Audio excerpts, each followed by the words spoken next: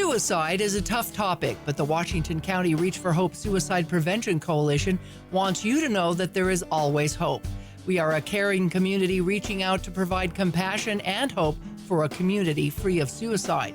In the next half hour, we'll talk with community partners to identify risk factors, raise awareness, and discuss prevention strategies. Hello and welcome to another edition to Reach for Hope. I'm Melissa Anderson. You know, with everything that's happening in the world today, it's not a wonder that we're struggling with anxiety, depression, or even questioning what's happening next, especially when it comes to our youth. With me today to talk about how to deal with some of those questions is Joe Newman, who is the Chief Information Officer of Life Launch Centers here in St. George, and I understand you have other offices around the state as well. Welcome, Joe, and thank you for joining me today. Thank you. It's a privilege being here. Yeah. Now, first of all, for those who don't know what Life Launch is, explain what it is and where you're located. Absolutely. So it's an adolescent mental health facility. We help teens and young adults overcome anxiety, depression, suicide, and other difficult mental health concerns. Yeah. And there's a lot of that going around these days, especially after COVID. I mean, we thought we were kind of out of the woods, but it kind of picked up. What are some of the problems and concerns that our teenagers and young adults are facing today? Well, you know, anxiety, depression seem to be kind of the highest ones. A lot of people ask, you know, why is this? You know, what's going on and causing this? I seem to find some real common themes along the way due to some of the culture, today's communication patterns and things that are kind of new in our society that are contributing to this. So, like, for example, I like to talk about like the Jekyll and Hyde personality split, you know, versus your like in-person personality versus your digital online personality. A lot of teens express a lot of anxiety and depression around that because they're often leading two different kinds of lives. Kind of a persona then. Yeah, absolutely. And, you know, another challenge that comes with technology is all of the social input. Like our social input capacity is limited to about 500 people. But when you open up the doors of technology and social media, suddenly you get input from millions of people potentially. And our brains literally aren't wired to handle that much social input. So that kind of increases that anxiety and depression. And then also the seemingly there's like no accountability. There's much less accountability with our digital interactions. And so that less accountability results in less connection. You know, like when we connect deeply with other people, it's because we've been vulnerable. There's high accounts of accountability with them. And so having a lower set of accountability in our digital lives kind of increases, again, that anxiety and depression. So some people might just be able to think they can do or say what they want, and maybe they can't feel that same way. It's kind of a cross connection in there. Oh, absolutely. And you see this starting to take a huge mental health toll. Like, for example, sexual harassment. What happened to that? It's gone now because all of a sudden people perceive that online they can say or do whatever they want. Mm-hmm. And there's like very low accountability. And so you'll have people asking for nude photos and all sorts of, inappropriate content being produced. And then because there's low accountability, females particularly feel safe in producing this and distributing it, but then they're not prepared for all the shame and guilt that comes along with, you know, giving away what's most sacred for them. And so it's a big problem. And a lot of this can deal with depression, too, because then you fall into this depression, especially if you're on the other end of that. I want to play a short clip that explains teens that struggle with this but won't reach out. Let's take a look. Hey, CJ. I'm sorry I've been blowing off rehearsals. I know you're sick of my excuses, but I'm not just withdrawing from you guys, I'm withdrawing from everyone. I've been overwhelmed with fatigue and irritability, and my anhedonia is worsening. Last week, I started having suicidal thoughts. I was wondering if we could spend some time at the next practice strategizing ways I could seek help.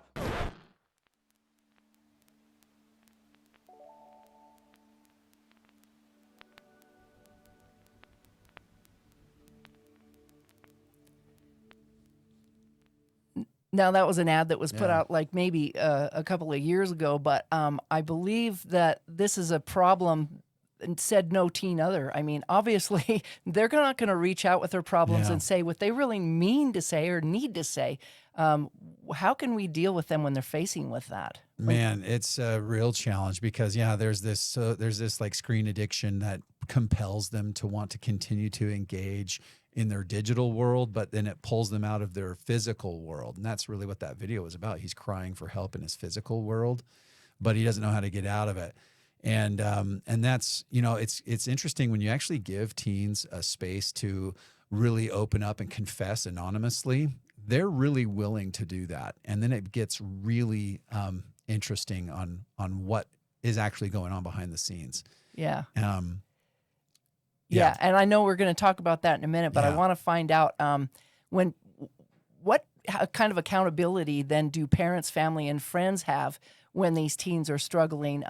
Because if the teens aren't reaching out, then how are the parents going to know, and how should parents know Yeah. when they need to reach out? Okay, so it's all about connection with parents. Like parents have got to have open discussion about this with their kids regularly, not just like once in a while, but it's almost like a daily conversation at my house. I have 8 children actually, and my oldest is 18. I've got a senior in high school who's 17, and it's like a daily discussion, particularly with our teenagers, about what they're feeling inside, because these feelings of anxiety, depression, they creep up primarily because it's all about fear.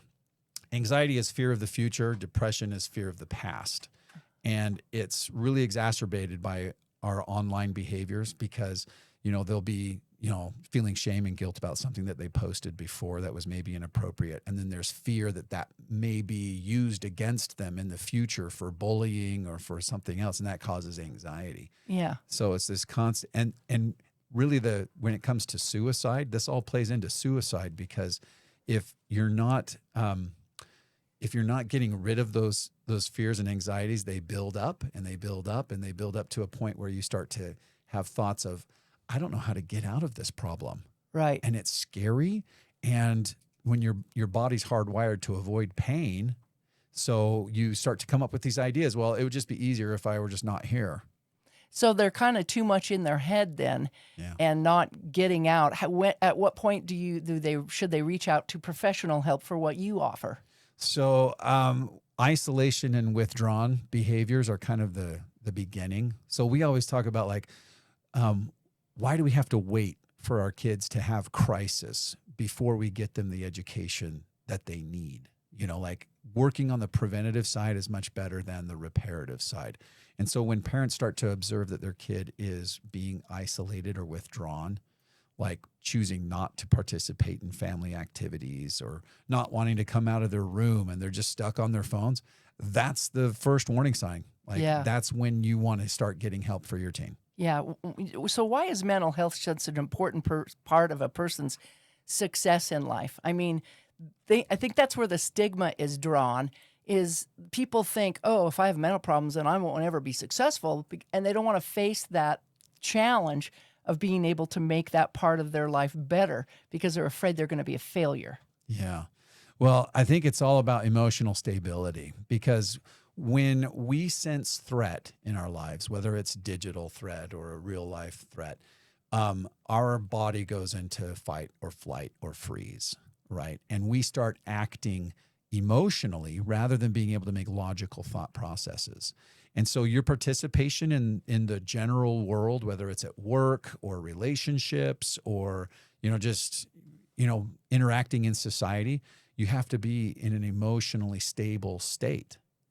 And so when we introduce these highly emotional responses based from our digital communication, then it starts to impact us so that we can't even engage in regular everyday activities. And that's a different part of the brain that you use when you become stuck in that emotional state. And that's when you start getting into that suicide thought. Yeah, exactly. So why is Life Launch Centers interested in being part of, Reach for Hope and suicide prevention then?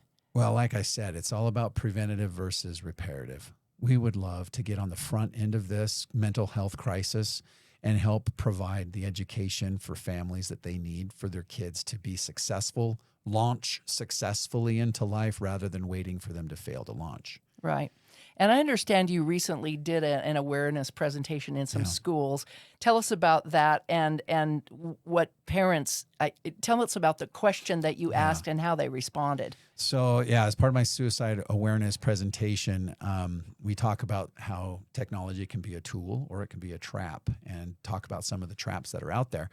And then I solicit their help. I say, you guys, there's so many new traps out there. We don't know them all. Can you help us out, please? So I hand out a bunch of cards that say, and ask them to fill in the question. One thing my parents don't know about social media is blank. And, the responses that come back are really tremendous. Like, you get a sense for the magnitude of it. I've kind of separated these into 3 different stacks. I don't know if you can see this here, but this one stack represents all of the students that say social media is bad for me. Wow. This stack represents those that say social media is good for me. And this stack represents those that say, I don't have social media because my parents know how bad it is. Wow. And when you start to look at some of these responses, like, one thing my parents don't know about social media is that Snapchat is bad for me and I receive nudes. Or anyone can have access to it. Literally anyone, from drug dealers, pedophiles, criminals, etc. Also, so much easier to access dealers for just about anything. Personally, I've used it for LSD, Molly, Addy, Xan, weed, etc. What do they use? Their parents' credit cards, or how do they get that? Oh, I don't know. I'm sure it's, Venmo. I'm sure you can transfer money in a lot of different ways. Oh, wow. Digitally as well as cash, but. And then also this one was really alarming. One thing my parents don't know about social media is the amount of kids who will talk to predators even when it's known they are predators.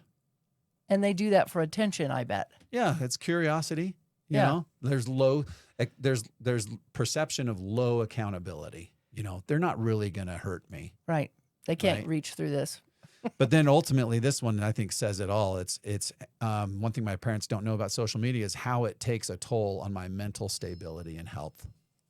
So yeah. And these were how old were these? These are all 10th graders. They're 15 years old. Wow. And they know what how much trap is they're falling into. But the problem is that there's such a high addiction rate with their screen that they're not willing to give it up.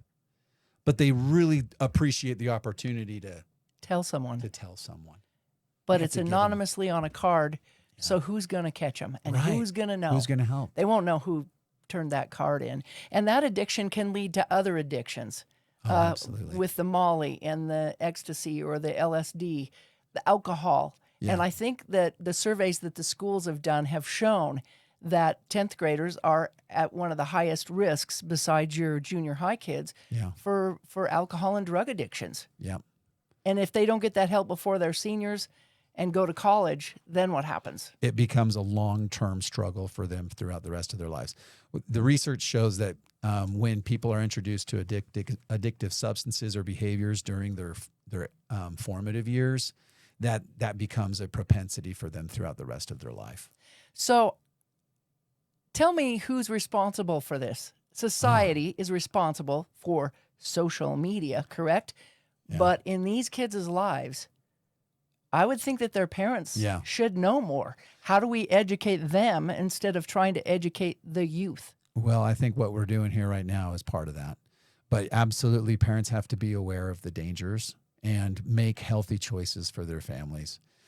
People always ask, what is the appropriate age for a kid to get a smartphone? And I like to ask, well, what's the appropriate age for them to start drinking or to use gambling or, other addictive substances or behaviors?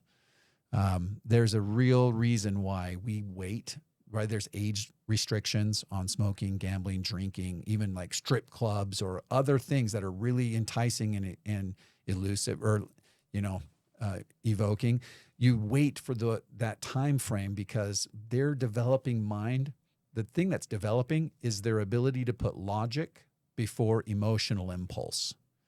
And so if they can't realize that those devices are drawing them in and causing all these things because their mind hasn't even put the fact that it's the device that's causing it, then they're going to get sucked into that trap. I think it's the same thing with video games. Yeah. Xbox or any of those, when you start Absolutely can playing be. games where you can shoot people, I mean, and they die, but you get back up and you're alive again.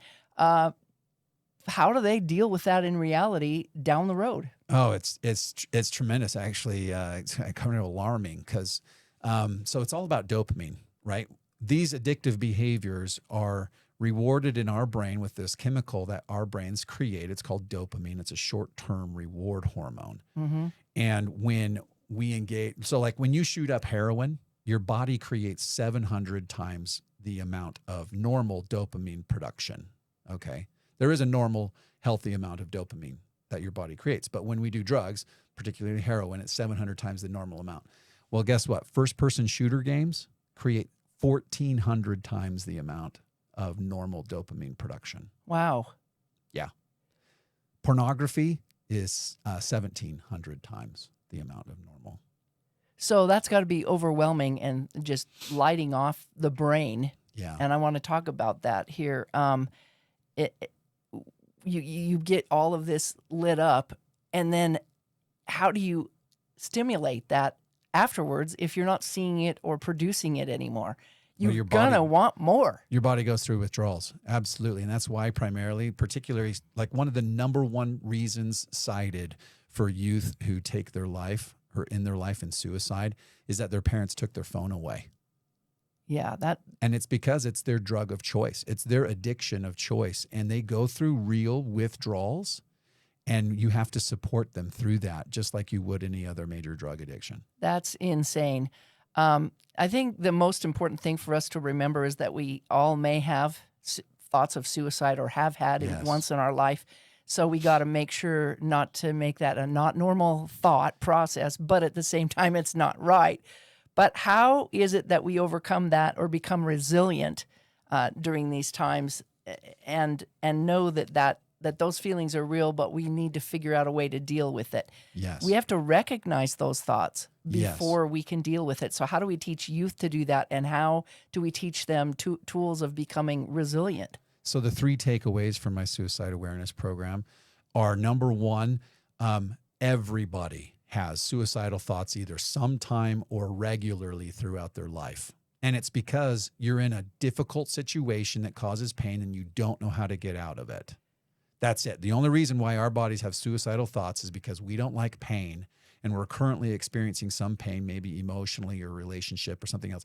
We don't know how to get out of that pain. And so suicide comes up as a logical solution. It's not a healthy solution, but it's important to know that everybody has those thoughts. Number 2, you're not weird for having those thoughts, right? The stigma is what prevents people from reaching out to get the help that they need. And then number 3, to know that you can't get rid of these thoughts alone. So many people just try to struggle through it by themselves, but it's the connection, eye to eye, face to face with another human being, and letting them know and talking about it, and them expressing empathy and love and appreciation for you, that is actually what makes you heal from And those that things. isolation is very dangerous when you're out there if you are alone. So what kind of tools then do you offer at Life Launch to help youth, parents, whoever might be in your program to deal with that? The most powerful is group counseling, because what we're talking about is all these people who are experiencing these difficult things because they're isolated on their digital devices, right? But when you get in a group, eye to eye, face to face with other people who are experiencing the same trials and difficulties you're going through, suddenly that compassion center of your brain turns on and you start to connect and feel fulfilled, because that's what our bodies are programmed to do, is to interact with other human beings. And so group is one of the best things that we do. And then we do a lot of education, teach them about the neuroscience that's going on in their brain, that teaches them what parts of their brain shut off when they get, into fight, flight, or freeze mode. And then give them actual tools like breathing techniques, loving kindness phrases, some self-compassionate touch. There's all these different kinds of tools that are researched to show that they are effective in regulating intense emotion. And we give them those tools, and so they become self-sufficient. As well as reaching out, and that's what this is all about, is trying to reach out for that help and that support. And Yeah. that's what we're all about. We're trying to do that because there's a lot of pressures out there these days, and Oh yeah, I mean, it's really hard. It's it is really hard. really hard. How can someone then get a hold of Life Launch to find out more, or how do they get involved? How does it work? Yeah, so best is just jump on our website at lifelaunchcenters.com. And whether you're in northern Utah or southern Utah area, like you said, we have centers all up and down the Wasatch Front, and we can help get you some support. And so, yeah, get on the website, and there's all the contact information, phone numbers, and ways to enroll. Yeah, and we're not trying to take this whole issue lightly. We've Not got to figure out a way. I've heard just recently out there, everybody's talking about mental health. Yeah. And they're actually sending it home in mental health surveys. Yep. Or through the hospitals when you go to talk to your doctor. How are you feeling today? No, how are you really feeling today? And that in itself can be a little intimidating, saying, well, I'm fine, I'm okay. Even with our seniors, but our youth, it's even more intimidating, I would imagine, because nobody wants to feel different. Yeah. And Joe Blow or whoever on their Facebook is, look what I did today. I've accomplished this. I've accomplished that. Look at my new this or that highlight reel of and their then life. and then the other person is sitting there going, well, I don't have any. It's kind of like Charlie Brown.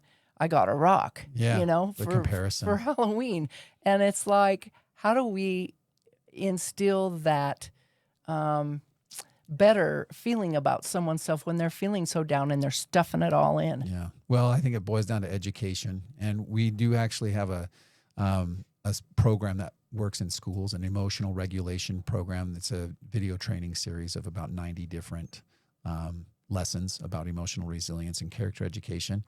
And a lot of the schools down here in Washington County use it, and we've had some other counties pick it up, and even some up northern Utah as well. But it's got to be education. Like the youth have to knowingly understand what's going on with their bodies and how they interact with their phone in this new, digital technology era.